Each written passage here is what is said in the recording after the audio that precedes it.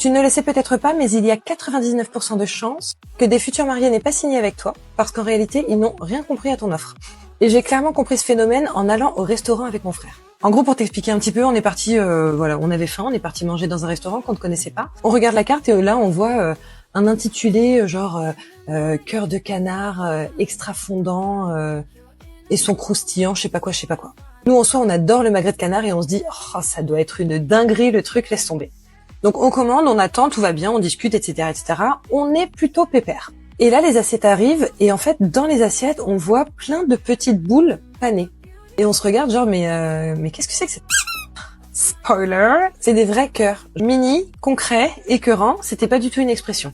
Résultat, on était dégoûtés en fait et on n'a rien mangé. Et parfois, je ne parle pas du goût, mais c'est exactement ce que vit ton client lorsque ton offre n'est pas claire. Tu proposes potentiellement une prestation qui est complètement incroyable, mais si les futurs mariés ne comprennent pas ce qu'ils vont recevoir, alors ils doutent et ils partent. Que tu sois wedding planner, décoratrice, photographe, vidéaste ou quoi que ce soit, voici 3 conseils pour rendre ton offre irrésistible. Premier conseil, supprime la liste brute de tes prestations, genre tu sais les listes comme ça, là on n'est pas au resto, on n'a pas besoin d'un menu. Raconte plutôt ce que ça va changer pour ton client. Deuxième conseil, rends ta promesse complètement évidente. Tu veux ça? Voici comment je t'aide à l'avoir.